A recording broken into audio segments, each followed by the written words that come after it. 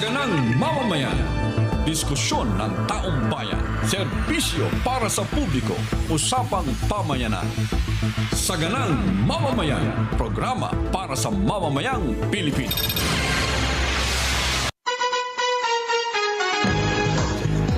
Araw po ngayon ng Monday. Okay, Monday na naman. Masayang Monday, Kuya Benny. Masayang Monday po sa ating mga tagapanood na way lagi pong masagana ang ating pong mamamayan. Yan, medyo mainit pa rin po ang paligid. Pero at least ang Metro Manila ngayon hindi gano'n nag-uulan. Hindi kagaya nung nakaraang linggo na talagang sunod-sunod ang pag-ulan. Pero Sa Senado, hindi nawawalang init. Kahit tuloy-tuloy malamig ang yung ano doon. init. Kahit malamig ang aircon, talagang mainit pa rin. Lalo ngayon, nagkaroon na naman ata ng bakbakan. Pero yung inaabangan natin na magkakaroon ng pagbabago sa liderato, gaya ng ang tawag doon, sa online, social media. Sa online, ilang beses na nagapalitan. Hindi, gaya ng sinasabi ko, alam niyo po, ang inyong lingkod po ay nagtrabaho rin sa Senado, nagbit po tayo dyan nung tayo po isang mamahayag lang lamang ng remate, ng pahayagang remate, no? Talagang kapag ganyang maingay, wala yan. Pero yung tahimik, yung hindi mo akalain. Iyon, Ganyan biglaan. lang nakaraan. Nabigla silang lahat. Bigla, yes. Nabigla. Yun ang tinatawag na talagang change of leadership. Yan.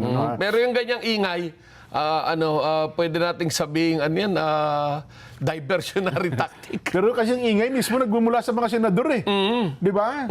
Tsaka sa mga interview, tsaka sa mismo sa kanilang mga post, para bagang nasa langit-langitan na Nasa langit-langitan na, isang hakbang na lang ang kulang. Pero well, ganyan talaga ang Senado natin.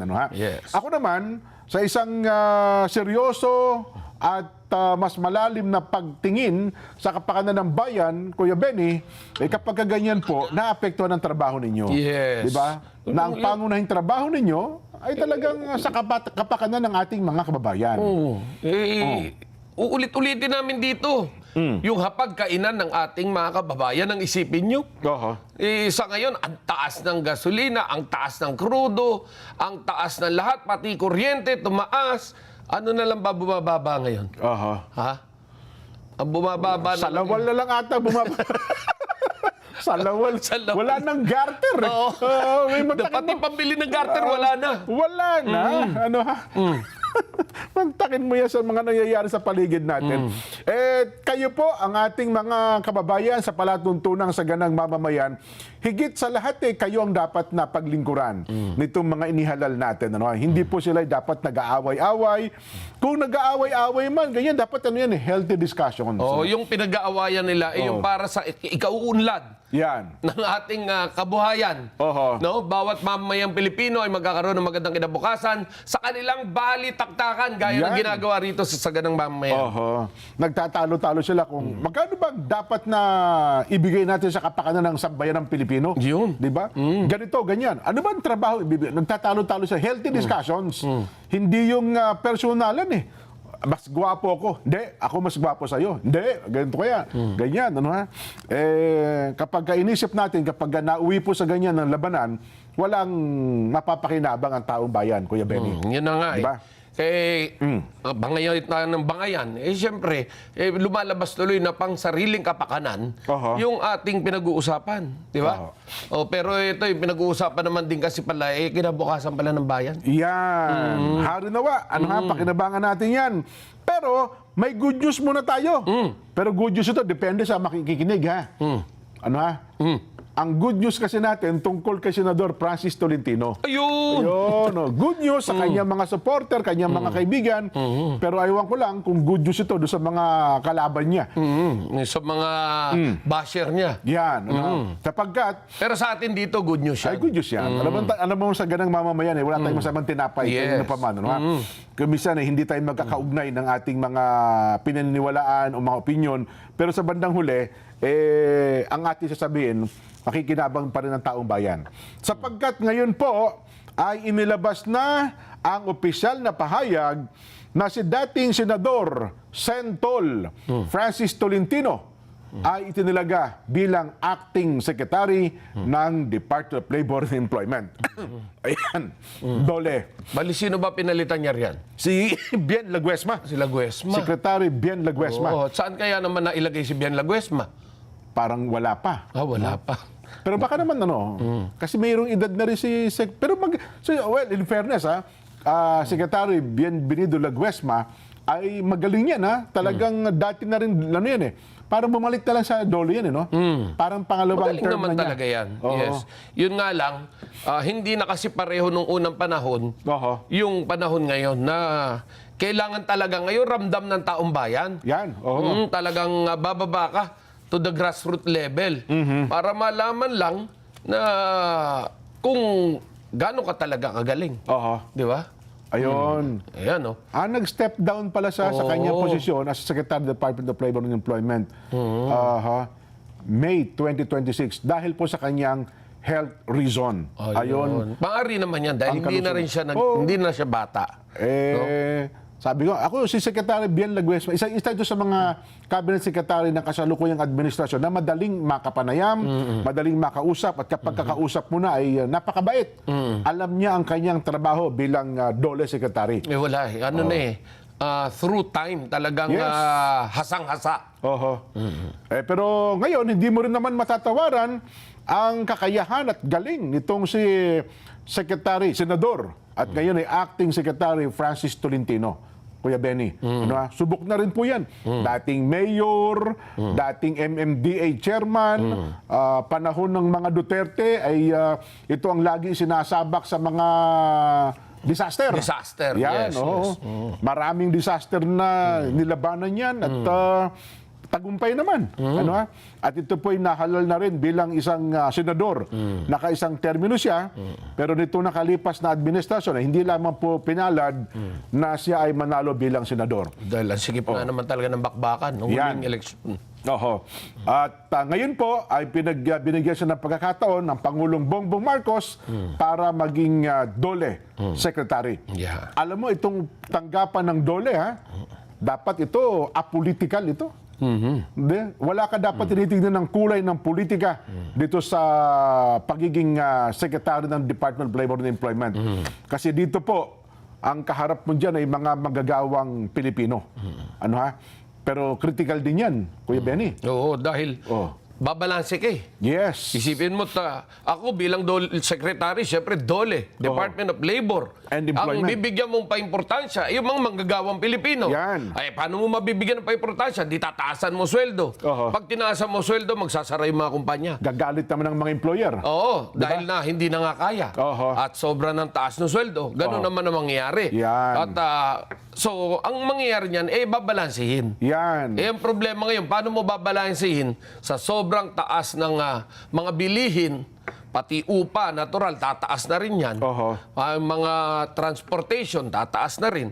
Abay, paano nga naman yung kakurampot na sweldo ng ating mga manggagawa? Yan ang laging pinag-aawayan dyan.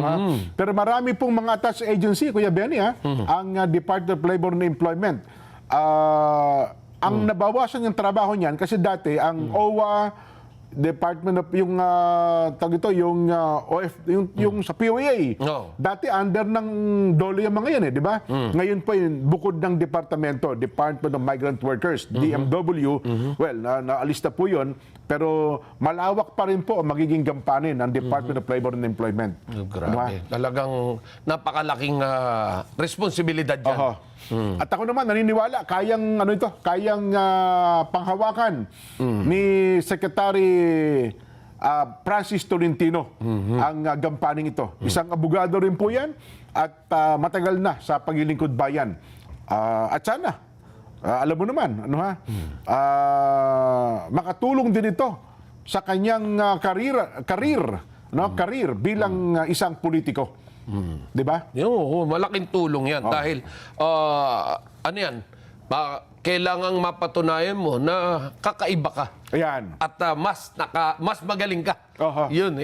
Alam naman nating magaling talaga si Senator Tolentino. Subok na rin yan. Bagamat siyempre, alam mo, minsan may mga decisions siya sa politika na hindi nyo gusto. Ganun talaga. Natural yun. Hindi. Alam nyo, etong sa pagkakataong ito kay Senator Tolentino, Oo.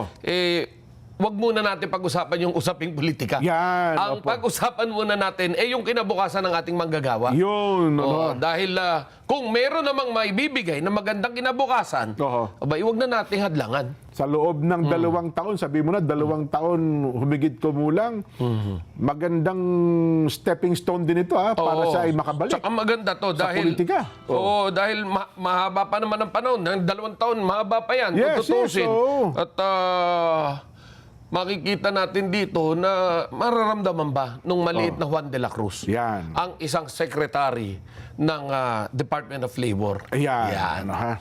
Isa rin po sa pagtutunan natin ng pansin, nako, ang dami kong tinanggap na text at mga tanong, Kuya Benny, mula Biyernes, Sabado, Linggo. Bali ba naman, Biyernes, nagprograma kami dito, magkasama kami ni Senador Rodante Marcoleta. Ano ha? Hanggang alas 6 ng gabi, pero pumutok yung balita, 6:30. Hinintay lang na matapos yung programa para hindi makapag-react sa senador. Ang tinutukoy po namin ay itong isinasampang kaso, plunder at direct bribery po kay Senador Rodante Marcoleta. Nasaan ang plunder doon? Dahil daw po sa tinanggap niyang campaign contributions. Plunder? Ganyan din ang reaksyon ko eh. Kasi alam ko, plunder, nagnakaw ka sa... pondo ng gobyerno, pondo ng bayan. Pondo ng bayan. Pero, well, Nilustay mo ito na daw- mahigit sa 50 milyones. Yan, plunder yan. Yan, plunder. Kasi ho, ito daw po ay resulta ng isang independent investigator ba yon ng ombudsman sa ilalim po ng isang deputy ombudsman. At yun daw po ang kanilang pinagtunan ng pansin. At para sa kanila, batay sa kanilang pagsusuri, 75 million, sapat na raw po yun para kasuhan ng plunder, pandarambong, ang dating, hindi pala dati, kundi ang Senador Rodante Marcoleta. At bukod pa raw po doon ay yung direct bribery. Yan. Putok na putok yan, ha? Sabado, Linggo, sabi ko nga sa iyo, hanggang Lunes ng umaga.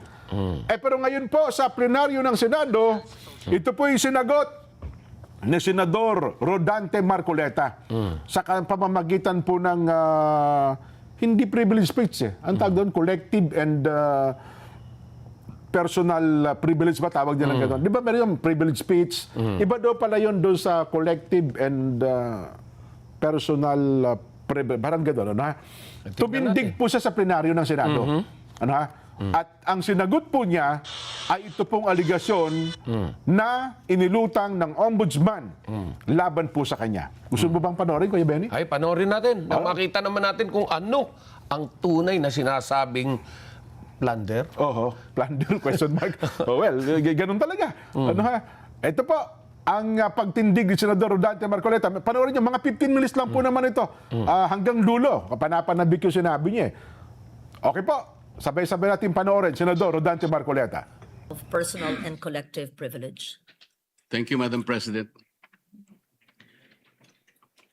Madam President, distinguished colleagues of this chamber, and my beloved countrymen, there are moments in the life of a republic when silence becomes easier than speech, when comfort becomes more tempting than courage, and when public office is tested not by applause, but by pressure.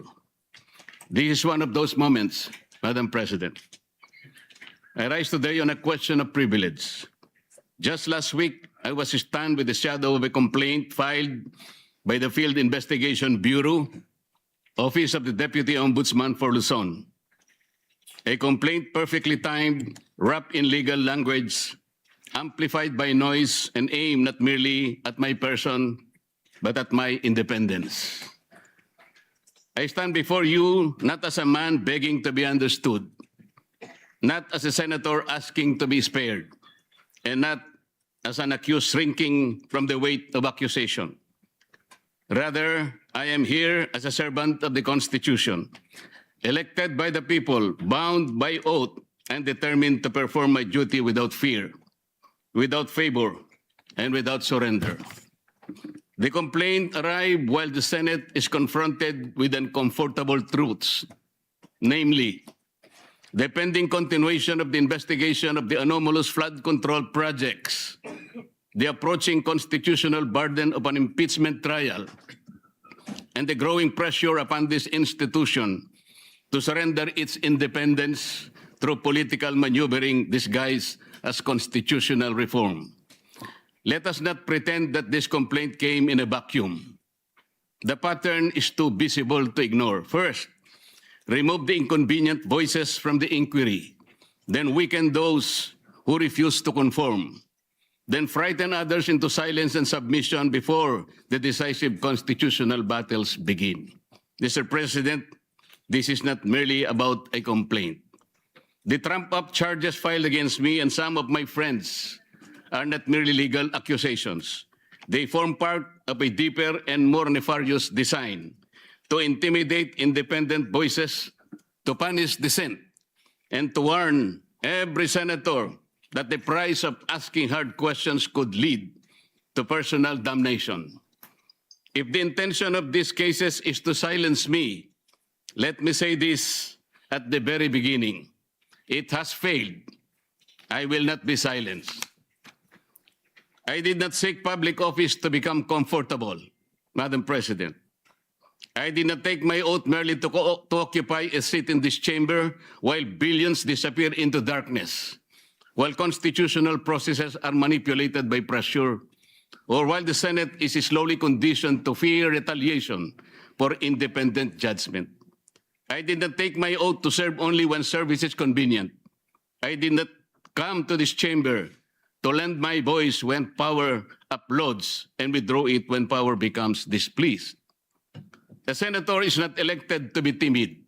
The senator is not sworn into office to become a spectator while the Constitution is tested, while impeachment proceedings demand judgment, and while the people cry out for truth about the wide-scale theft of public funds. Instead, a senator is elected to stand, to examine, to question, to decide, and when necessary, to resist. This is what I intend to do. So let the complaint be examined. Let the evidence be tested. Let the law speak. I will answer in the proper forum with documents, with facts, and with the calm confidence of one who knows that accusation is not proof, that attacks couched in legal veil do not constitute the truth. And before the Filipino people, I must say what is plain. A complaint without nexus is not justice. A complaint without evidence is public injury, official favor, corrupt consideration, or abuse of office is not accountability. It is machinery. It is pressure. It is a warning shot fired at those who refuse to kneel. And if that warning was meant for me, Mr. President, then the answer is very clear. It failed. The complaint against me speaks of amounts. It speaks of dates. It speaks of suspicion. But suspicion is not evidence. Amount is not corruption. Political inconvenience is not probable cause. An accusation, no matter how loudly repeated, is not proof. It is a theater. It is pressure. It is machination. Let me state the legal defenses plainly on the allegations against me. The law did not define the limits of liberality among friends. They did not say that friendship must stop at a number chosen by one's accusers. They did not say that generosity becomes criminal merely because the amount is substantial. What the law forbids is not liberality. It forbids corruption. What it condemns is not friendship. It condemns the sale of public duty. At least I stated the truth. At least I faced the issue. At least I did not hide behind silence. So I ask, what of those who receive support, gifts, donations, favors, or assistance for their own electoral campaigns and keep them beyond public scrutiny? Shall the law be a sword only against those who dissent and shield for those who belong to the circle of the powerful? If transparency is demanded, let it be demanded of all. If public morality is the standard, let no one be exempt because of wealth, alliance, influence, or proximity to power. And so I speak again, clearly and directly. What official act did I sell? What vote did I promise? What public fund did I touch? What government contract was delivered? What favor was asked, promised, or given? If they cannot answer these questions, then this complaint is not the pursuit of justice. It is a deliberate attempt to silence dissent. But this is larger than me. This is not a fight for one man. This is not a fight for one faction. This is not a fight for political survival. This is a fight for whether the Filipino people may still have senators capable of questioning, investigating, judging, and speaking freely without fear or favor. When this chamber is called upon to sit in impeachment proceedings, we are not merely politicians. We are senator judges. We are bound to listen, to weigh evidence, to apply the Constitution, and to act according to our conscience. That responsibility cannot be curtailed by fear, pressure, harassment, or manufactured accusation. No one should be allowed to intimidate a senator judge into silence. No one should be allowed to punish a member of this chamber for ensuring that impeachment must be governed by law, evidence, due process, and conscience. Whether one favors or opposes any party in those proceedings, that's not the point. The point is whether the Constitution shall speak above political convenience. I will perform that duty, Madam President. I will listen. I will weigh the evidence. I will obey the Constitution. I will not prejudge. I will not be dictated upon. I will not surrender the independence of my vote to any power outside this chamber. Even if the path becomes lonely, I will walk it. Even if the attacks become heavier, I will endure them. Even if my voice becomes inconvenient to the powerful, I will continue to speak the way I should. The same is true of the Senate's investigation of the flood control scandal. That inquiry must continue. It must not be weakened. It must not be derailed. It must not be silenced. If there has been grand-scale theft from the country's coffers, then that is among the greatest sins of our modern public life. It is not ordinary corruption. It is the stealing of safety from communities that drown. It is the stealing of roads from farmers. It is the stealing of classrooms from children. It is stealing of medicine from the sick, wages from workers, and hope from taxpayers who labor honestly while others feast on public money. No senator should be silenced when the duty is to follow the trail of the public's money. No committee should be weakened when the task is to expose corruption. No voice should be threatened when the question before the nation is whether the billions intended for the people were ransacked by bandits of insatiable greed. I do not fear imprisonment. I fear a country where freedom itself is imprisoned.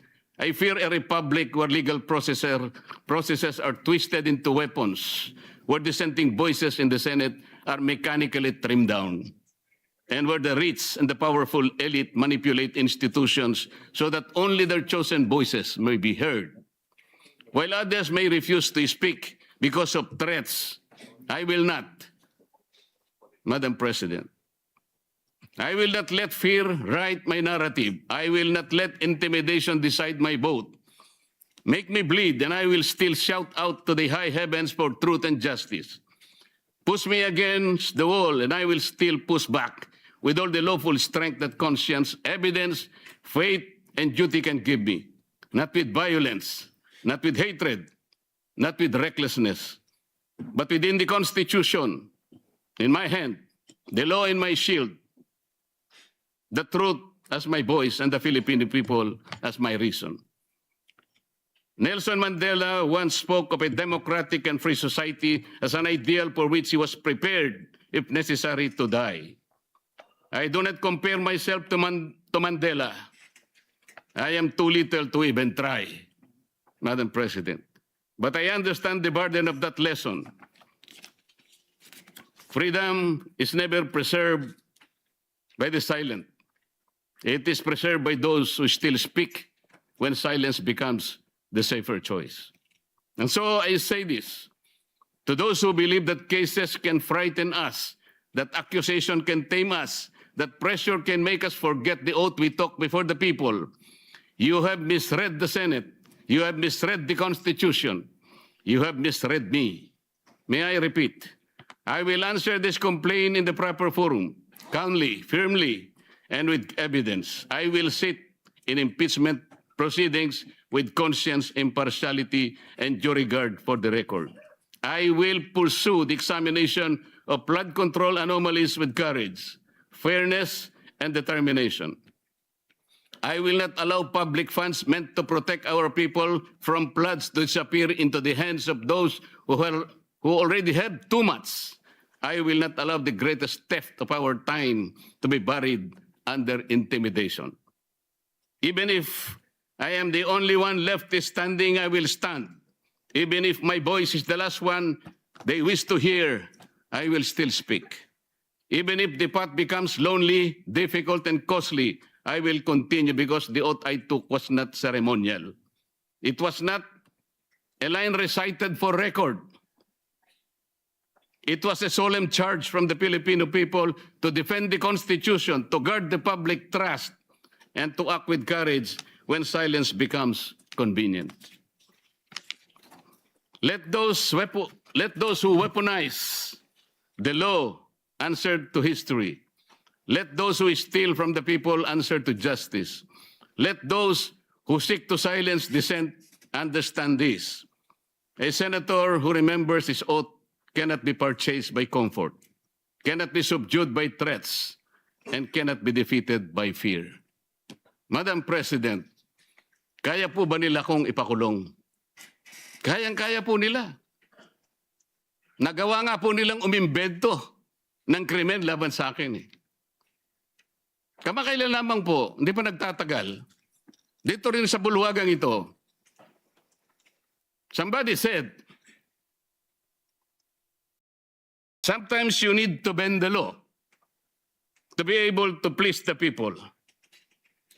Am I right, Mr. Secretary Remulla? Secretary Remulla, then Secretary of Justice, now Ombudsman, said loudly, yes, sir. So pwede na nang baluktutin lahat, kagaya ng pambabaluktot na ginawa nila. Pero sinasabi ko, Madam President, they can imprison me, they can arrest me, but I tell them, they still will not win. Itaga nila yon sa bato.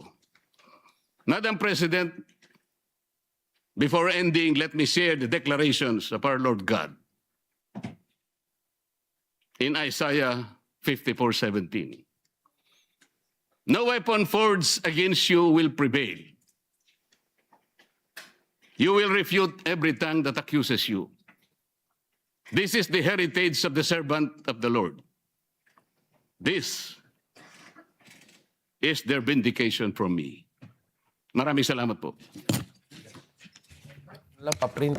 Ang hirap basahin nito talaga. Nagpapasalamat po tayo kay Senator Nagpapasalamat tayo kay Senador Rodante Marcoleta. Ayun. Talagang Mabibigat ang mga Oo. naging pahayag ni Senador Marcoleta. Ano? Ay, nako. At ang latest, Kuya Benny, na balitaan natin, ay siya na po ngayon ang ginawang Vice Chairman ng Blue Ribbon Committee. wala na si ano? Hindi pala yun, kasi akala natin, di ba, Senador Ping Lacson ang ginawang vice. Hindi pala ang statement pala doon, Senadora Pia Cayetano, vice. Pinalitan. Pinalitan, yun Ayun, pala yun. Ang vice. akala tuloy ng marami, Oo. Vice Chairman, si Senador Ping Oo. Lacson. Hindi Vice pala pinalitan. Yes, Ayun. ang tinutukoy pala doong vice ay pinalitan pinalitan niya si Senador Ping Lacson. Yes, Ayun. yun. At ang latest nga po, kung tama itong tinanggap nating impormasyon, ay naitalaga bilang Vice Chairman ng Senate Blue Ribbon Committee ay si Senador Rodante Marcoleta. Yun. Ayun. Pag nagpatawag ata ng hearing, parang sabi, absent na lang daw si Pia. Siya pa rin ang Siya pa rin chairman. Ay, nako. Yun po, hindi ho niya ito makapagpapatigil kay Senador Marcoleta. Yun ho sinampang plunder at kung isa pa, yung direct bribery laban sa kanya. Yun ho. Kung ito daw niya ay sa tingin ng ombudsman, ay makakaapekto sa kanilang trabaho, ay nagkakamali po sila. Kung ito ba'y makakaapekto sa trabaho ni Senador Marcoleta, nagkakamali po sila. Yan. Lalo niyang sasaliksikin. Lalo niyong ginagalit ang tao.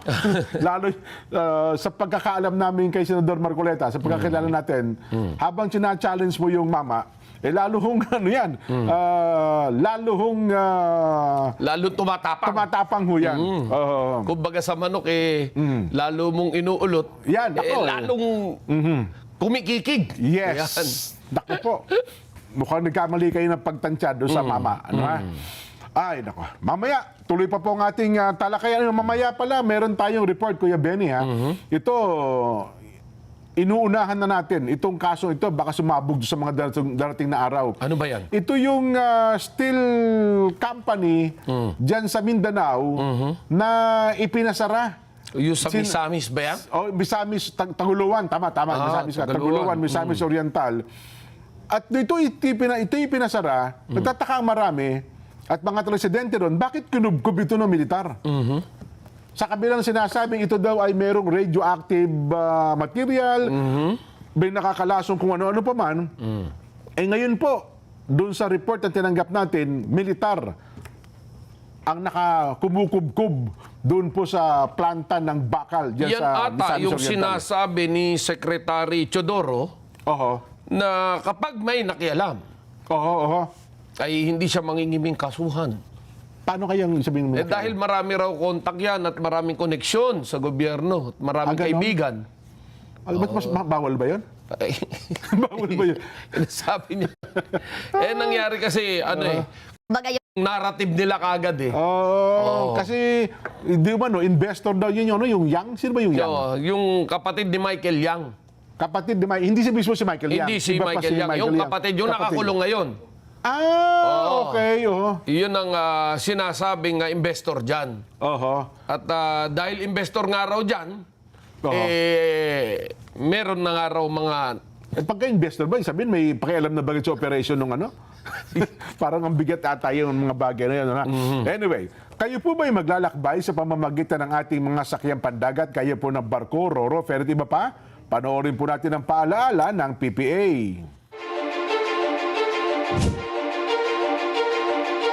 The Philippine Ports Authority, or PPA, is the nation's premier maritime agency, steering the course of progress through the archipelago's vital ports and harbors.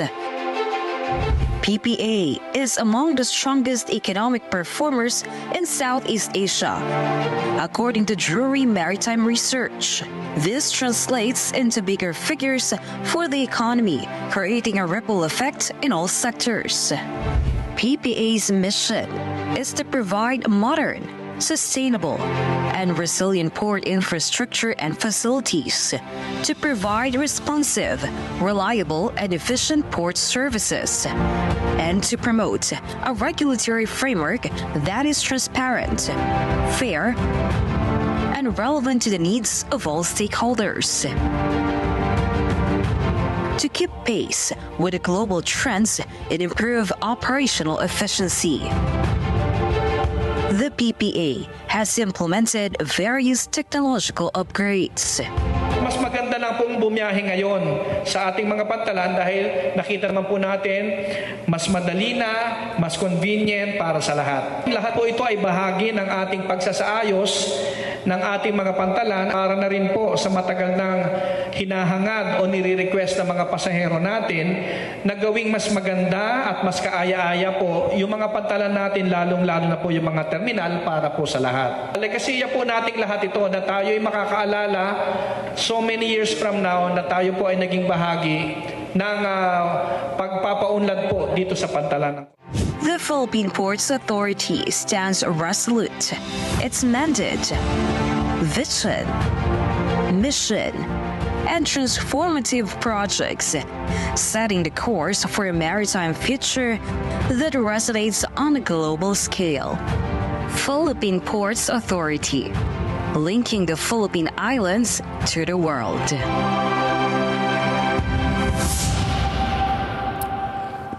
Marami pong salamat, PPA. Magbabalik pa po ang Saganang Mamamayan.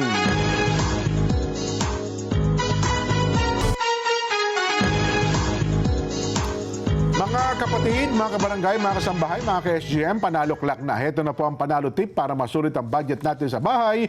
Doon na po tayo sa Always Panalo. Yan po, Pure Gold Parico. Mababa ang presyo, very convenient sa dami ng stores nationwide at laging kompleto. Meron din po Pure Gold mobile app para po naman sa ayaw lumabas. Pwede na po kayong mag-order, magpa-deliver via Pure Gold Mobile. At mahigit 50 taon na pong nagdadala ng ginhawa sa mga tahanang Pilipino, subok sa tibay, siguradong kalidad. Kung maayos na pahinga ang usapan, isa lamang po ang pangalang mapagkakatiwalaan. Yan po ang Salem Bed, ang hari ng tibay. Yun! Ito Nelson ha? Ay, Nelson, Kuya Benny. Ito, bagitin ko lang ha. Di ba si Senadora Pia Cayetano, ang chairman ng Blue Ribbon, dalawa pa lang vice chair. Ang vice chair ay Senador Rodante Marcoleta at Senador Jinggoy Estrada. Yeah. So, dalawa sila. At makakasama rin daw po sa part ng majority, miyembro ng Blue Ribbon Committee ay sina Senator Bongo, Senator Robin Padilla, Senator Mark Villar, Senator Camille Villar, Senator Chis Cordero at Senator Amy Marcos. Yan, ano ha? Kung kailan po muli magbubukas ang investigasyon, abangan natin. Wala pa pong schedule. Iyon ang hinihintay ng taong bayan. Wala pa pong schedule Kung kailan ang muling pagbubukas ng flood control. flood control controversy. Aha. May reaction pala ang Malacanang doon sa mga sinabi ni Senador Rodante Marcoleta na yung kaso laban sa kanya. Ayon po sa Malacanang itinatanggi po nilang may kinalaman sa politika ang kasong plunder laban po kay Senador Rodante Marcoleta kaugnay ng kanyang kampanya sa senatorial elections. Ayon po mismo kay Auntie Claire, walang kinalaman ang kasalukuyang administrasyon sa investigasyon ng Office of the Ombudsman. Hindi anya nagmula sa administrasyon ng ebidensya laban daw po sa senador. Mayroon pa itong pasaring si Auntie Claire. Nagmulaan niya mismo sa SOSE at mga statement daw po ni Senador Marcoleta ang naging resulta, naging bunga ng naturang investigasyon, Kuya Benny. Mula daw po sa kanyang SOSE at sa kanyang Statement of Asset Liabilities and Network na isinumite daw po ni Senador Dante Marcoleta. Pero yun nga po ang pag-iisipan mong mabuti. Paano naging plunder yun? Yun namang tatlo ay umaming mga pribadong tao. Di ba? At yun pinawalang saysay na ng COMELEC Di ba? Yes, and of course, walang connection sa gobyerno yung pagkakabigay ng, di ba? Again, yung plunder, ile-lemonize natin yung pera galing sa kaban ng bayan. Yes. Di ba? Meron ba sinabi sa plunder na kapag ang pera galing sa pribado at wala namang connection yung gobyerno o kaban ng bayan, pwedeng gawing plunder? Aywan ko. Kung yun ang... hindi ko nga iniisip ko rin mabuti kung anong paliwanag ng investigador. Anong basehan? Anong basehan? Now, well, kung pera ng pribado, maaari nating ilagay sa estafa. Ayan. Ilagay natin pero personal, ibinigay Oo, hindi nga. Yun yung mga kasong may kinalaman sa pananalapi. Di ba? Or sabihin natin yung swindling, yes, estafa nga yung babagsakan nun. Pwedeng qualified theft. Pero yung plunder, hindi natin maubos maisip. Sana may paliwanag sa atin. No? Tayo hindi abogado rito, pero malaki po yung question mark sa isipan ng tao. Kami rito sa saganang mamamayan ay napakalaki na nung question mark. No? Tama. Sa taong bayan pa kaya? Ayan ngayon, ang umiikot sa social media. Mayroong maraming tanong ngayon, paano naging plunder yun? Paano naging Nung plunder? nakapanayam yung si dating Congressman Mike De Peño, hindi rin naging tanong niya. Paano hunaan niya naging? Well, siguro, tignan natin kung ano ang sino. Pero wala kasi sinabi kung sino yung field investigator eh. Masasabi lang sa ilalim ng tanggapan ng Deputy Ombudsman. Tapos direct bribery. Oho. Saan yung bribery doon? Ayun. Di ba yung bribery yung parang nagsuhol ka? Nanuhol ka. Oho. Nasaan yung suhol? Yun na nga. Bakit ka susuhulan? Anong kapalit? Di ba? Ay, naka. Ito na po, yung ating binabanggit, ang ating reporter ngayon ay nandyan sa Tagoloan, Misamis Oriental at pinuntahan niya mismo yung Sanja Steel Corporation na nasa Tagoloan, Misamis Oriental. Nako, ang mga trabahador daw po doon nawalan ng trabaho ay mukhang kumakatok po sa damdamin ng ating pamahalaan. Ito siguro ang bubungad ng trabaho ngayon kay Secretary Francis Tolentino, no? Kasi trabaho ng mga manggagawa ito. Si Richard de la Cruz, Dong, kamusta ka dyan? Sir Jen at taga Sir Ben, maadjong hapon. Andito tayo ngayon sa Sanja Corporation sa bahagi ng Taguluan, Misamis Oriental, kung saan pantay sarado ng militar ang Sanja Steel Corporation matapos ipasara ng government dahil sa mga paglabag umano nito nang mag-serve ng 2 search warrant ang NBI kasama ang pulis at iba pa ayon siya ng government. Kasama din ang PAOK na pinamunuan ni retired General Benjamin Acorda Jr. Sa isinagawa nga press conference na pinamunuan ni retired General Benjamin Acorda Jr., kasama si Police Brigadier General Christopher Abrahano Gen. Isa ang programa ng gobyerno para sa ating mga kababayan dito. Subalit sa inabutan nating sitwasyon dito ay bigo at wala pa umanong natanggap silang tulong mula sa iba't ibang ahensya ng pamahalaan. Ang kanilang natanggap na tulong ay mula sa radio station dito sa Cagayan de Oro City. Bagamat may pangako na ang government na sila ay matulungan sa gitna ng krisis na kinakaharap, parang nawala na sila ng pag-asa lalo na't papalapit na ang pasukan at mahal ang mga bilihin na ang kanilang sahod ay kulang pa nga sa pamilya. Ngayon ay nawalan na sila ng trabaho. Andi dito sila ngayon din sa aking likuran na kung saan nag-usap-usap ito sila kung sakaling may dumating na nasa ahensya ng ating gobyerno para maabutan sila ng tulong sapagkat ang iba ay wala na raw masaing.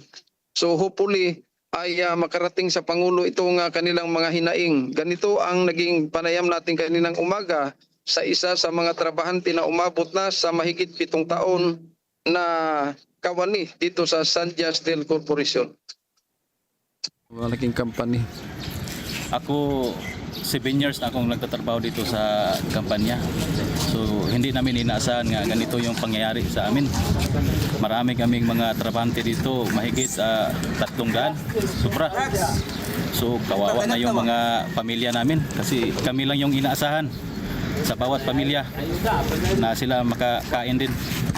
So sa ngayon wala pa kaming natanggap na tulong galing sa mga lokal na gobyerno dito. At saka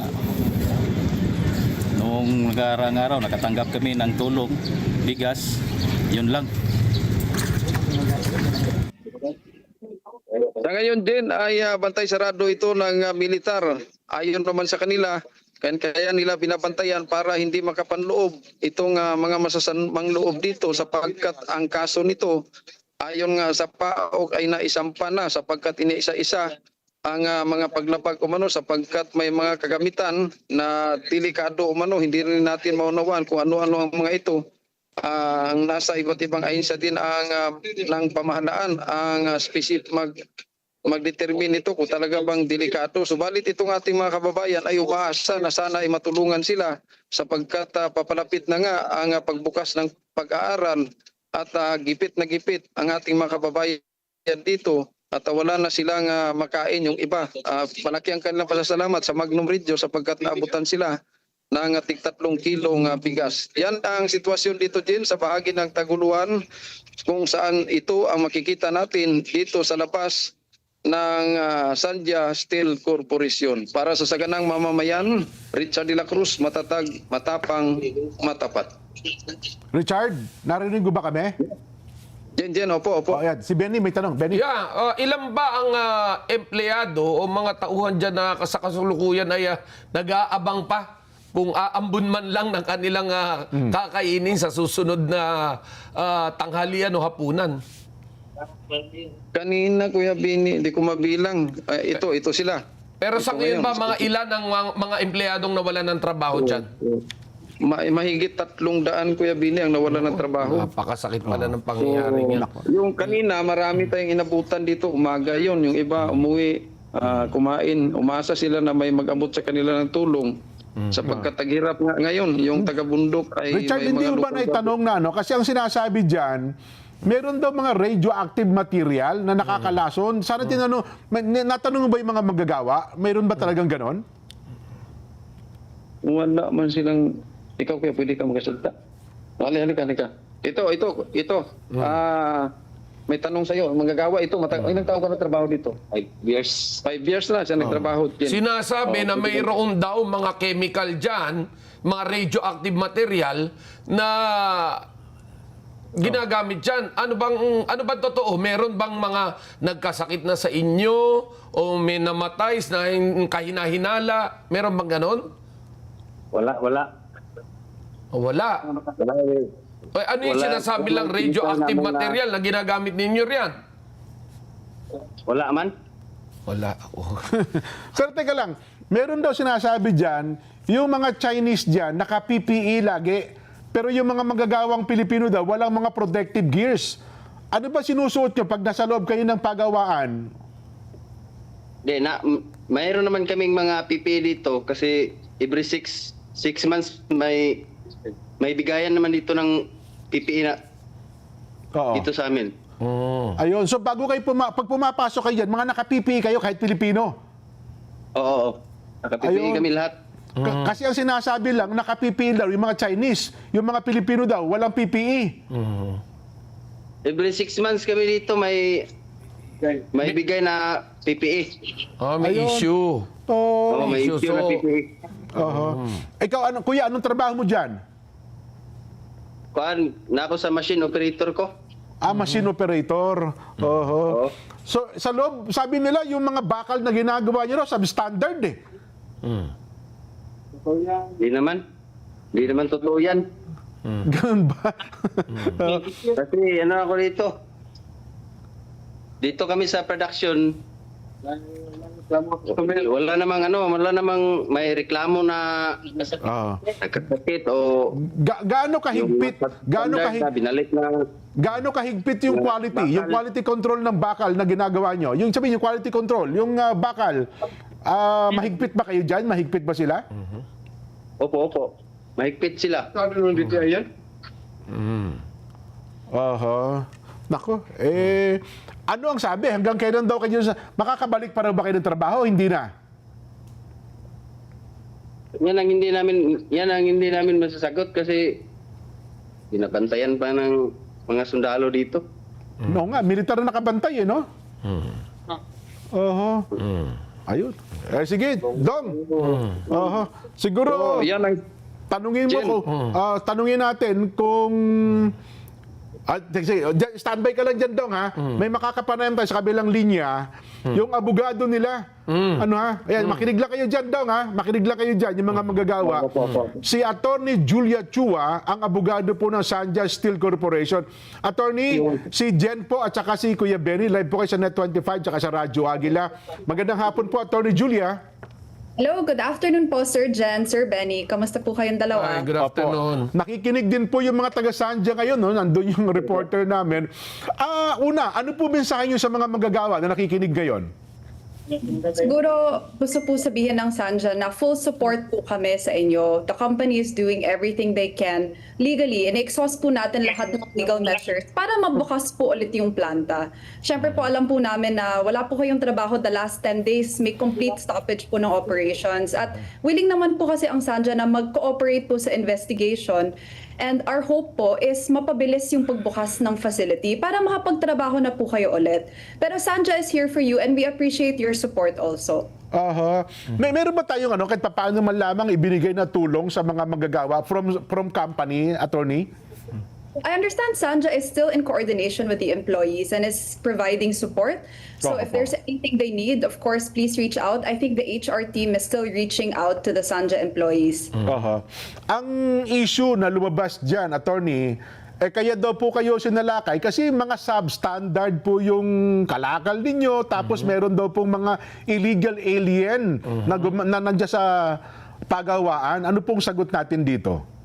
Sige, pag-usapan po natin yan. First, yung sa question na may undocumented workers po ba. So Opo. this is a matter of documentation lang po kasi all the Chinese workers that we have the proper alien employment permits and work visas. So yung legal team po namin, kinocompile po lahat ng documents para maipakita po yan sa government, para ma-clear din po yung pangalan ng company at yung mga empleyado na nakadetain right now. Kasi syempre, finalo naman po yung tamang proseso para pagkuha ng mga work permits para po makapasok sila sa bansa na maayos at para makapagtrabaho ng legal sa Pilipinas. So, na-compile na po namin lahat yon at ibinibigay na po namin sa mga otoridad para po ma-review po nila kung tama po talaga yung sinasabi namin na kompleto ang mga dokumento po nila. Now, yung sa second issue po about the substandard steel, well, narinig yun na po directly from the workers themselves. Proud po sila sa ginagawa nila at maayos po ang kanilang trabaho. Sa totoo lang po, iba-iba po ang facilities na ginagamit ng Sanja. First, gumagamit po sila ng 60% Japanese steel, 40% Filipino steel. They use highly skilled Filipino workers, as you can see in front of you.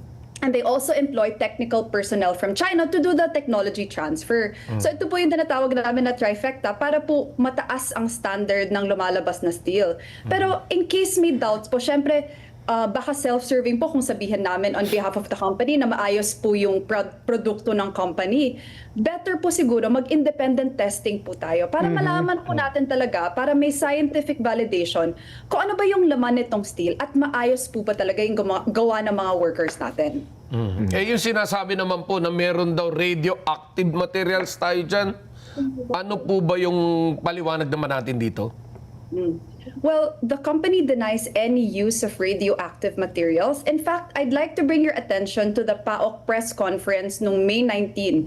Nag-testing po sila sa Rural Health Unit ng 113 employees at natuklasan po nila sa testing na wala pong empleyado ay may acute symptoms of radiation exposure. So makakita din po natin sa mga employees natin dito sa labas po ng facility, sila po mismo pwede nating tanungin kung may nararamdaman po silang sakit. Kasi ang radiation exposure po, very, very serious po yan at mararamdaman mo kaagad. And over a period of time, magkakasakit ka talaga.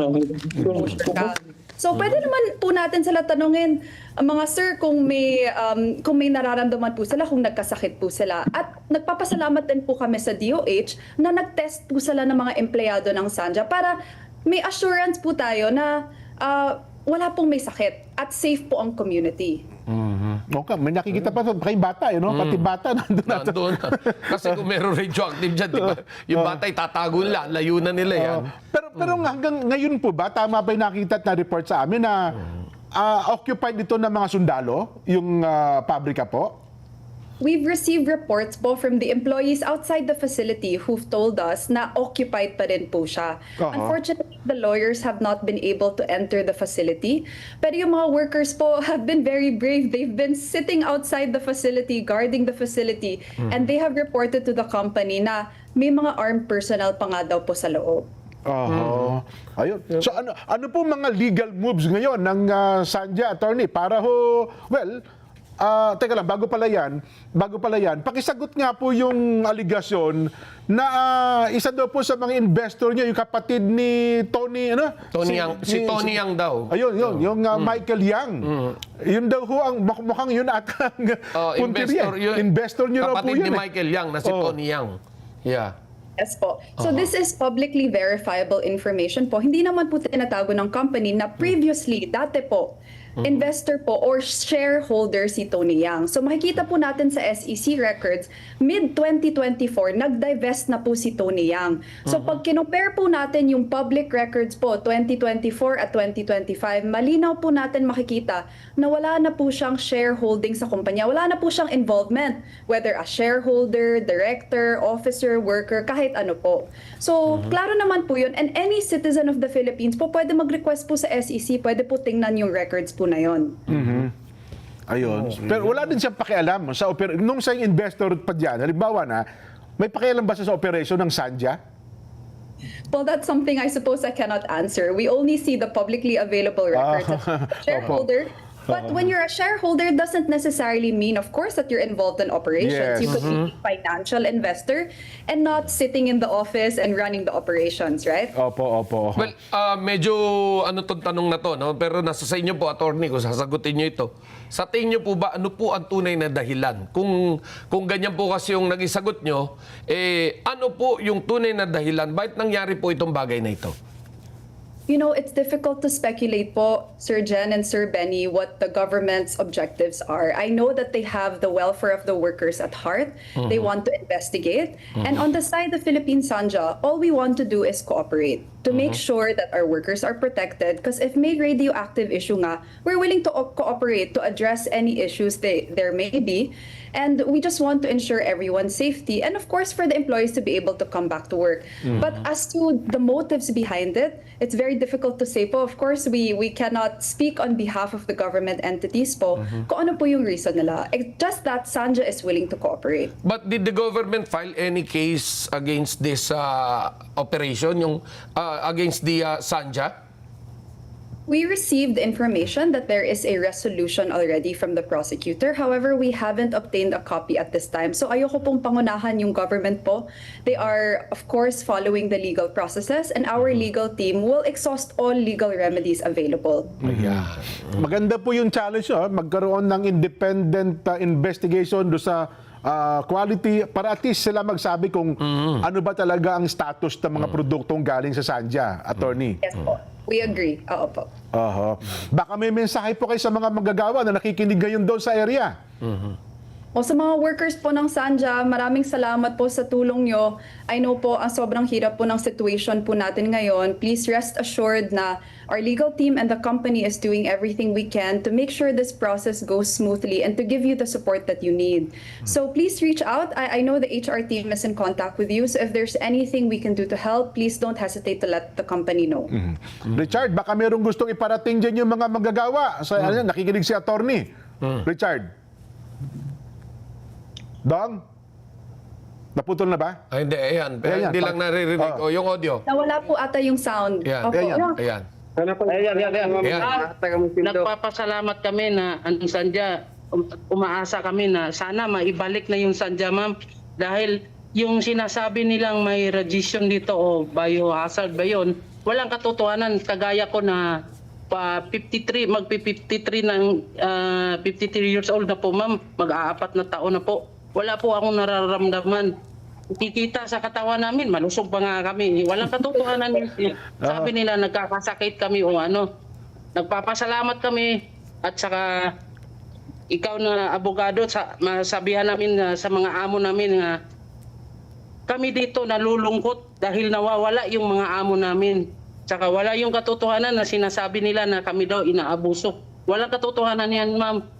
Kami nagpapasalamat sa mga amo namin Chinese na maraming salamat at dahil sa ilang taon namin pakikisama sa kanila hanggang ngayon tuloy-tuloy pa rin sila at saka ito nga yung mga banner namin nagpapatotoo na sa amin to nagmumula sa puso namin na wala kami na sinasabing hindi katotohanan, hindi yung sinasabi namin dito palang katotohanan na mahal namin yung Sanja at saka yung mga amo namin. Wala kaming masasabi na inaabuso kami ni kahit isa. Kaya nagpapasalamat kami sa mga amo namin Chinese. Sana kami dito lahat na sana maibalik na yung Sanja dahil malaking kawalan sa amin ito.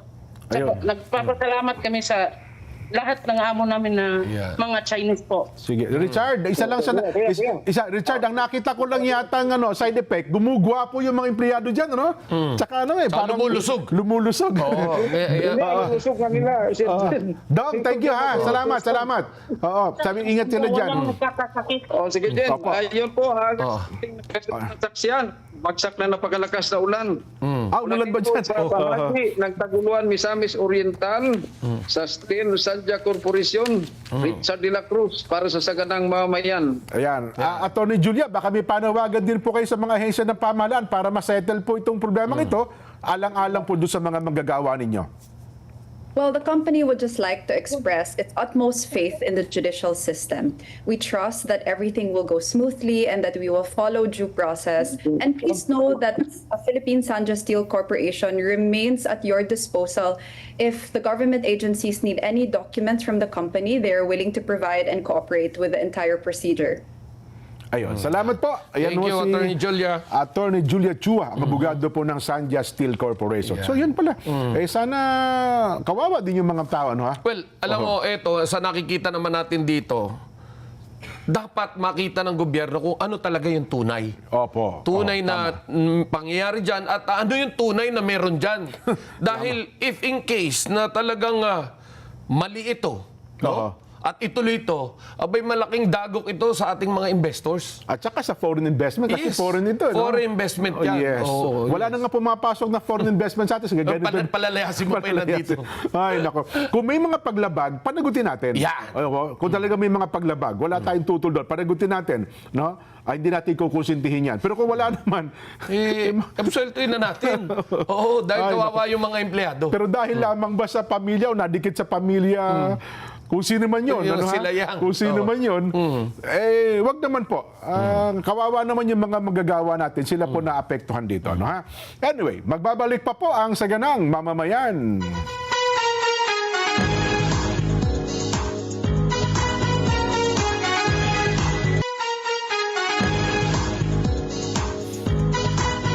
Nagbabalik po ang ating palatuntunang Saganang Mamamayan. Ano, ha? Ano ang latest ngayon sa Senado? Mukhang nagtatalo-talo pa rin sila, Kuya Benny. Kasi mayroon namang ibang punto yata na pinalutang si Senadora Amy Marcos, si Super Ate. Ukol naman dun sa ibinulgar. May kaugnayan ito sa binulgar ni Ginoong Lito Banayo. Lito Banayo, yes. Na sinundan naman ng pinalo up ni Senadora Amy at dumating doon sa punto na para bagang CONAS, Constituent Assembly. Ano ba, papatandain daw ba yung... Hindi. Iba na ang istorya ngayon. Pababatain naman. Ganon. Kasi sabi nila, patatandain daw para hindi qualified si BP Sara. Oo. Ngayon naman, pababatain daw para naman may kalaban si BP Sara. Mag-qualified naman daw si Biko. Si Biko Soto. Ayun. Naman. Talagang hindi malaman. Ano? Report muna tayo. Pamilya ng mga nawawalang biktima sa pagguho ng 9-story building sa Angeles, Pampanga. Umaapilang bilisan daw po yung rescue operations. DSWD nagatid naman ng financial assistance sa mga pamilya na nawalan po ng trabaho dahil sa insidente. Report mula po kay TJ Mendoza. TJ? Jen Nelson, umaapela ngayon ang mga kamag-anak ng mga biktima ng pagguho ng 9-story buildings dito sa Balibago, Angeles, Pampanga. Nababagalan raw kasi sila sa rescue and operations ngayong kahapon pa ng madaling araw, bumagsak ang naturang gusali. Pero ayon sa alkalde ng lungsod ng Angeles na si Mayor John Lazatin, kinakailangan na maingat ang pag-rescue sa mga natrap sa lugar. Malapante kasi kung isalarawan ng mga otoridad ang kinahinatnan ng 9 na palapag na gusali. Kaya di rin muna sila gumamit ng heavy equipment dahil kaunting pagkakamali lang ay malalagay sa peligro ng buhay para naman sa mga rescuers. As of ngayong alas 10 ng hapon, umabot ng 4 ang bilang ng naitalang nasawi, 17 ang nawawala at 26 ang kabuuan ng na-rescue na.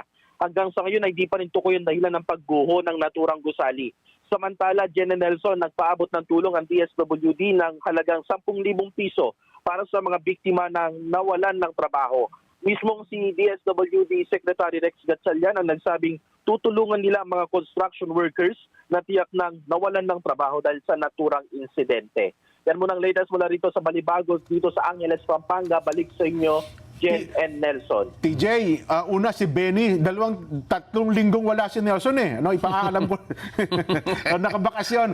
Ang kasama ko ngayon ay si Kuya Benny Antiporda. No, Then, tanong ko lang, pakiulit mo nga ilan talaga yung namatay at ilan ang nawawala pa hanggang ngayon? Kuya Benny, Kuya Jen, ang nawawala ay 17 pa rin. 17 pa. Ito pa. Ayun. Na pinaniniwala ang natabunan. Tama ba? Tama. Tama ngayon, no? Yung 17 na yun ay pinaniniwala ang natabunan nitong 9-story building. Ano? Kanina, nabanggit na ng BFP na may signs of life na isa at yun ang tinitiyak nilang ma-rescue na sa mga oras na ito. Ano? Hindi pa rin natin tiyak kung sa ibang quadrant ba ng sinasagawang investigasyon ay may nakita bang signs of life, pero ang tiyak ngayon ay nagpapatuloy yung kanilang sinasagawang search and rescue operation. So sa kabuuan, ilan na yung bilang nung namatay? Kasama yung mayroon pang Malaysia National, no? Jen and Kuya Benny, 4 na yung nasawi dito sa insidente dito. Kasama na dyan yung Malaysian National na una nang naitala noong kahapon pa. Sa mga oras ito, tuloy-tuloy ang rescue operations. Meron na ginagawa? Tama, no? Doon sa monitoring natin kanina dito sa area ay tuloy-tuloy pa rin yung sinasagawang rescue and operations, no? Dahan-dahan kasi yung mga ginagawa nilang paghahanap dito sa mga natrap na dito sa building kasi anything na gagawin nila ay maaaring mas makapaglagay sa buhay ng mga rescuers sa peligro at pati maging yung mga natrap dahil kung titignan yung sitwasyon ng itong building, tama yung pagkaka-state kanina ng mga authorities, malapancake yung situation. No? So may magalaw tayong kakaiba or mabigat na bahagi ay pwede rin na bumagsak lalo yung mismong building at madaganan pa yung mga natitira sa ilalim. Ayun. TJ, ingat kayo dyan. Ako, antabay kami sa mga follow-up report. No? Yan po si TJ Mendoza mula po dun sa Angeles, Pampanga. Kayo ng umaga, nakapanayam natin si Secretary Vince Dizon. Vince Dizon.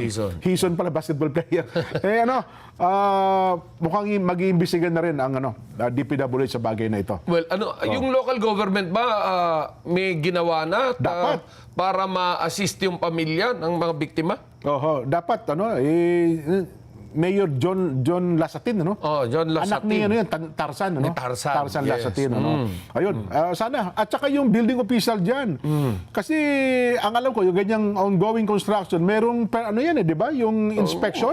May mga regular permits yan eh. Yes. Bago maumpisahan yan. Lalo na yung architectural yan. Yan, yung engineering mga compliance yan. Ano ba nangyari? Paano nangyaring gumuho na lang basa-basa, wala naman lindol? At saka matagal na palang ginagawa itong building na ito. Parang sobrang delay, parang sabi ni Secretary Dizon ay 2023 pa raw ginagawa. So 3 years na ito. Anyway. Ano nangyari? Malaki pananagutan dyan ng building official ng sa Angeles City. Yes. Di ba? Angeles. Nako po.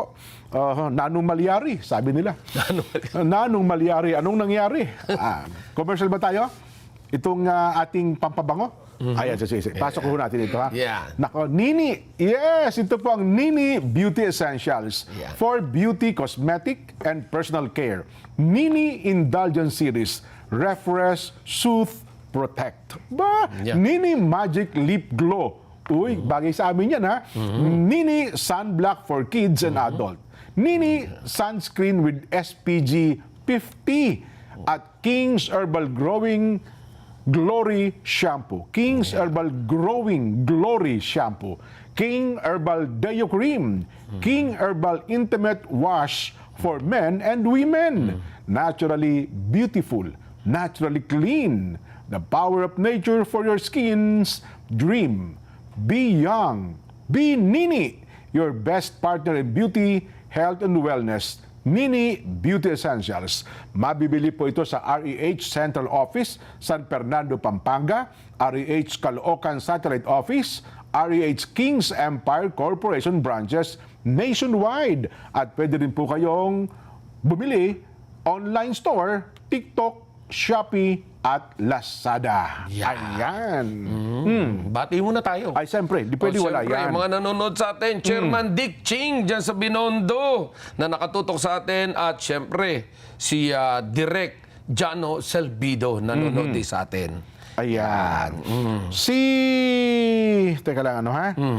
Sabi ni, siyempre po, ang sabi ng Kuya Odel de Rosario, binabati po natin ng happy birthday ang Caberhilio de Rosario. Caber, happy birthday po sa inyo. At ang amin pong panalangin ay malusog ng katawan at patuloy pong ibiyaya ang maligaya at masayang tahanan. Ayan. Meron pa dito eh. Nasa kabilang singular po natin. Sana po ay pagpasensyahan nyo na. Ano ha? Bappering. Bappering, Kuya Benny. Bappering, yeah. Ay, nako. Ganyan talaga.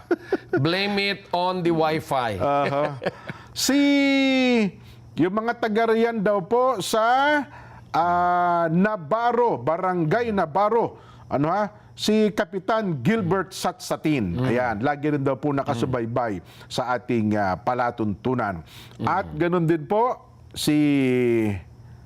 Ayan, wala. Oh, nag-withdraw na. Nag-withdraw na. Magkano pera? Hindi, winidraw na ni Senator Amy ang video footages. Sabi niya, yung pinagtatalunan nila at nagkamayan na raw si Senator Subiri at si Super Ate. Yan. Ang una kasi nag-react sa isang araw, kasi wala tayong oras eh. No? Bukas siguro, iparinig din natin. Mahaba-haba kasi. Mahaba-haba to eh. Bagong nag-personal and collective privilege. Ano, si Senadora Amy, meron siya pinakitang video footage eh, na mukhang pagka-pinanood nyo, masakit. Masakit. Sa kapwa niya, senador. Ano, kaya nag-react agad si Senador Mig Zubiri, pati yata Senador Tito Soto. Dahil Ay lang nag-react din. tinamaan dyan talaga si Senator Tito Soto.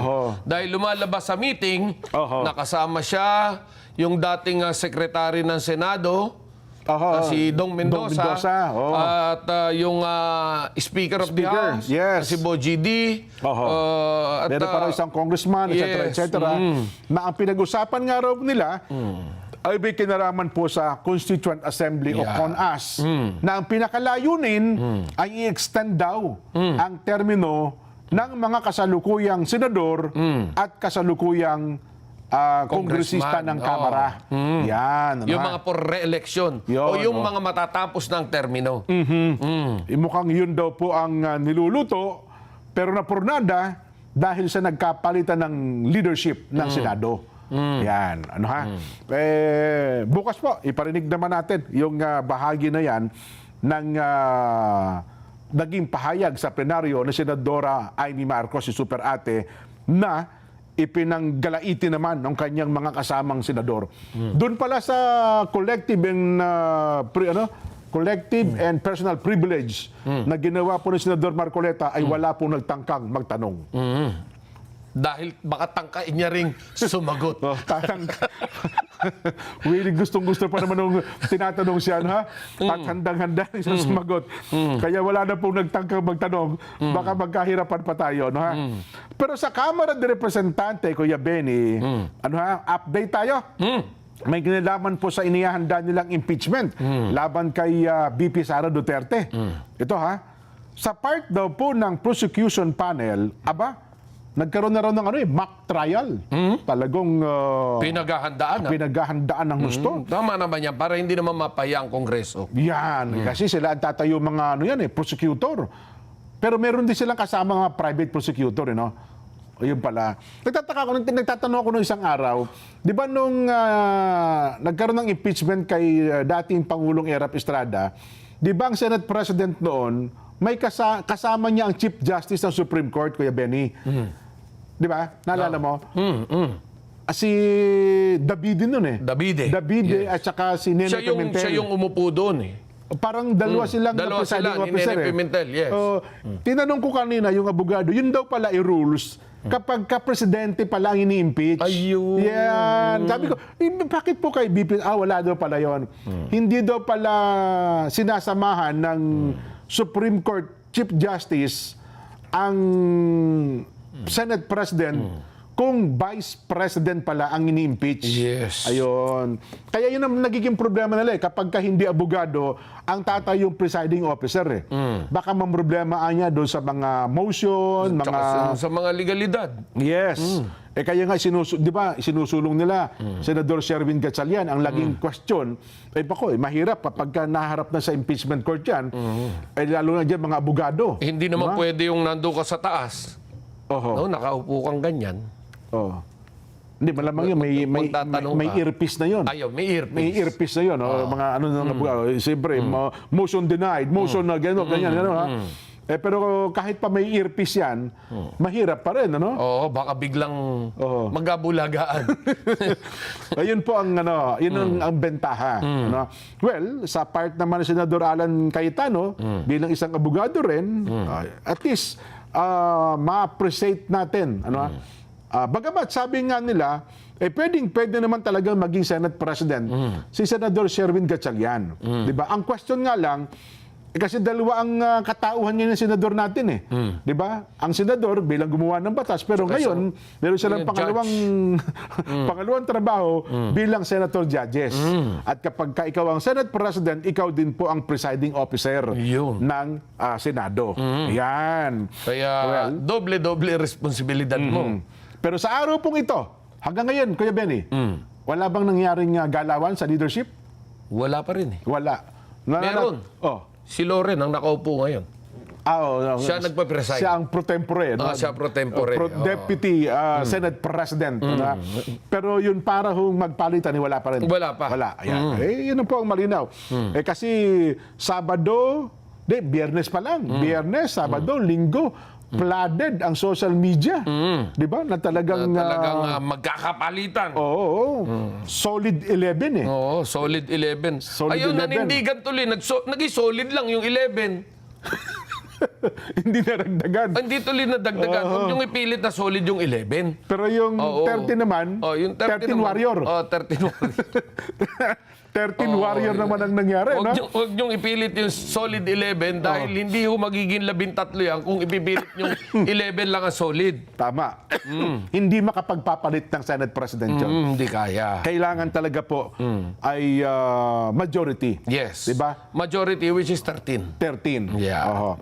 Kahit po wala, si Senador Bato pala, kailangan pala 13. Hindi pa rin yung 12. 13 pa rin. Kasi tayo, kung 12. Dahil yun yung tamang bilang. So, 50 plus 1. 50% plus 1. So, yun pa rin talaga ang magiging kalalabasan. Kailangan pa rin po nila ng dalawa. Pero sabi nga natin, napakanipis niyan, Kuya Benny. Huwag din siguro ang kampo ni Senador Cayetano. Anything goes. Yes. Ang pinalutang naman ng majority ngayon, nung Biyernes, nung nakaraang linggo, di ba? Ang pinalutang naman nila, ang umalis daw doon sa 13 ay masahol pa kay Judas. Ayun. Yung Judas din, nagagamit lang yan sa jeep Sa jeep nga. Kapag God hindi ka knows who does not pay. hindi nagbayad. Wala. Who does not pay. Yes. Pero ako, meron akong narinig. Ito naman, pakinggan ko lang sa parlor. Baka daw yung solid 11, mabawasan pa. At yung hindi na solid yun. Yun na nga. Breakable 11 na yan. Ewan ko lang kung totoo, Hanggang ngayon, hanggang wala tayong nakikita, hindi natin masasabing totoo yun. Yung baka daw kasi yung dalawa pa doon sa 11 ay lumipat na rin sa majority. Meron namang ganun mga chismis. Yun naman chismis yun lang. yung tinatawag sa English na second thought. Yan. Lalo na kapag re-electionist. Parang ganoon ata ang problema nila ngayon. Ayan. Well, abangan natin kung mababawasan ba yung 13 o madaragdagan. At yung solid 11 ba ay magiging breakable 11 na. Masarap abangan ito. Pero sa Kamara, wala, prenting-prente. Pasipul-sipul po sila ngayon. Ayon po dito kay, sino ba ito? Rene Co. Isa po sa mga miyembro na prosecution. Spokesperson po ito ng prosecution panel na sabi nila, sinisiguro po yung kanilang mga ebidensya at mga testigo. Paliwanag po ni Congresswoman Co na isa ring abogado. Bukod daw po sa pagdaraos ng mock trials, nagsasagawa rin po ang 11-member panel ng pre-marking ng mga ebidensya na inilatag po naman sa pre-trial proceedings. Kabilang po dito mga kababayan, ang paglalahad ng lahat ng ebidensyang gagamitin para po patunayan ang mga paratang laban daw po sa Vice Presidente. Gayon din daw po maaaring lumitaw habang sinasagawa ang paglilitis. Banggit pa po ni Congresswoman Ko na sa aktual na pre-trial, itatatag daw po ng prosecution panel at ng depensa ng Vice Presidente ang mga magkakaparehong katotohanan ng kaso na kaugnay ng mga paratang sa articles of impeachment. Tungkol naman sa mga testigong ihaharap, pinag-iisipan din po ng prosecution panel ang pag-imbita sa tinatawag po nilang hostile witnesses. Meron palang ganun, ha? Ang mga ito daw po yung mga individual na hayag ang pagkontra sa isang panig at mariing may mga interes na salungat sa mga abogadong tumawag sa kanila. Sinabi pa po ni Ko na tinitimbang pa ng prosecution panel ang mga posibleng benepisyo at panganib bago tukuyin ang mga testigong ihaharap sa paglilitis. Ang tiyak lamang anya, dapat daw pong paninindigan ng mga testigong iimbitahan ang pahayag na naibigay nila sa pagdinig po sa Kongreso o sa kanilang mga sinumpaang salaysay. Habang nananatiling hindi daw po tiyak ang pamumuno sa Senado dahil may inaasang panibagong pagkapalit sa pwesto. Yun, wala, hindi naman natuloy. Mukhang pinaghahandaan na po nila ngayon ang pagharap na ang Senate President at ang presiding officer ay Senador Alan Peter Cayetano. Naibalita na ba natin kung sino yung kasama sa defense team ni VP Sara? Wala pa. Kasi nung bagamat lumabas sa social media, meron. Sino yung mga abogado? Ito. Sige. Si Attorney Philip Siegfried Fortun. Yan, may edad na siya, di ba? Hindi, pero magaling to. Sino ba yung yung bata, yung, di ba dalawang Fortun yan? Yes, hindi, yung isa yung nagpipiano, di ba? At ito, Sige. Attorney Gregorio Narbasa II. Attorney Sheila Sison. Attorney Carlo Joaquin Narbasa. Attorney Roberto Batungbakal. Attorney Justin Nicole Gular. Attorney Lyndon Miguel Baquel. Attorney Philip Siegfried David Ronel Golia VII. Ito, 8 pa lang itong nandito. Pero mukhang magagaling, ha? Ganun. Hindi, ang apelyido pala, Narbasa at saka mga Fortun. Fortun. Wala bang Antipoda at saka Subarjaga dyan? Wala pa, hindi pa gumagraduate. Hindi pa. Kagagraduate lang. Oo nga pala. Wala pang bar. Hindi pa nagbabar yung anak ni Kuya Benny. Hintay nyo lang, ha? Talaga, may abogado na tayo. May abogado na tayo. Tayo unang kliyente, no? Anong kaso? Illegal possession of ugly face. Yan. So, yun. Yung sa Kamara naman, meron na. Ang hinihintay na lamang natin kung sino yung mga private prosecutor sa part ng Kamara. Ayun. Dahil meron din daw kukuning mga private, Pero, yes, automatic yun. Ang sinasabi nila, lahat daw ng private prosecutor na kukunin nila, libre. Dahil di naman daw nila kaya bayaran sa Congress yun. Ito raw ay mga volunteer. Tignan nga natin sino itong mga volunteer na to. Di ba? Totoo. Dapat natatawa ka. Totoo naman. Kaya naman. Aminin na natin binayaan. Kahit pa paano, siyempre ako abogado. Hindi volunteer nga raw. Sinabi ni... Pro bono. Volunteer na pro bono. Sinabi ni Congressman Chua. Walang bayad. Sige. Dahil di raw nila kaya bayaran. Kung ako yung abogado, kanya-kanya na lang kayo. Pahirapan, pupuyatin nyo kami dyan. Di ba? Tapos pro bono lang pala kami. Di ba? Trial of the century yan Yes. Teka, mukhang hindi ata maganda yan. Sa part naman daw po, ito update kay sa NBI. Nako! Ito na, Senador Robin Padilla, paghandaan na po muna. Sabi po ng NBI, kinakailangan ka magbigay ng paliwanag kung paano nakaalis si Senador Bato de la Rosa sa kustudiya ng Senado. Ayon mismo kay NBI Director Matibag, dapat voluntaryong tumulong si Senador Padilla sa mga otoridad para mailatag ng buo ang pangyari kung paano nakaalis sa Senado si Senador Bato matapos itong isailalim daw po sa protective custody ng Kamara. Nako, iginit po ni Director Matibag na kinukumpirma mismo ni Padilla na sumakay sa kanyang sasakyan nang siyang naging guest sa saganang mamamayan. Sinabi pa dito. Hindi, wala adlib pala. Wala, adlib lang yun. Baka tayo na pagpaliwanagin eh. Hindi, bigyan natin ito ho yung video eh.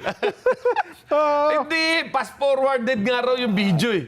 Hindi, yung pag-guest sa sa saganang Yung mamamayan. pag-guest dito. Baka pinas forward din yun ha. Eh sabi ni Senador Padilla, naglakad kami sa, may pulis kami dinaanan, may hindi naman kami hinuli. Di ba?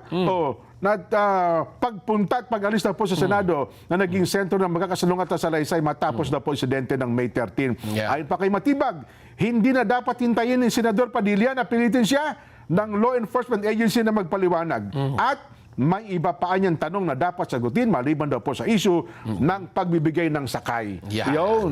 Nakisakayan niya sa akin eh. Sabi niya, Paano niyo ipapaliwanag yan? Pwede nang dyan sa Kamanaba. yan. Nakisakay. Tapos pagdating sa Makati, yung sakyan, pinababa ko. Di pa paano? Umuwi na ako. Ayun na ang nangyari. Ay, nako. Abangan. Happy 80th birthday kay Ka Emerciana Salazar ng Las Piñas, Metro Manila. Yun, happy birthday din kay Coring Legaspi ng Pasita Complex, San Pedro, Laguna. 78th birthday po niya. Wow. Yan, happy viewing to brother Ernesto Malilay sa General Santos City. Ayan. Nagkabulbul na. Tatay ito ng ating kasama dito. At pagkibati naman daw po ang Kuya Alfred Tan, Kuya JC Santiago, at Kuya Dennis Serrano, Kuya Junel David, Kuya Richie, na nanonood kami dito sa Taiwan sa pangunguna po ng Kuya Roel Castillo. Kuya Roel, magandang hapon po. Kamusta po kayo? Siyempre, kumustahin din natin itong #1 na fan natin. Sino yan? Si Katuchi Gadi. Ay, Katuchi, kamusta na kayo? Yan, nanonood sa atin ngayon. Di ba? Siya na ba ang assistant sa ngayon? Yusek na ba siya ngayon? Under pa rin ng opisina ng USEC. Kala ko siya na ang secretary. Director Gadi, kamusta po kayo? Kamusta po kay Secretary Mitch Cuna? Yan. At kay Yusek Jonathan Diones. Kuya Benny, bukas ulit tayo. Hanggang sa susunod po nating balitaktakan. Bye!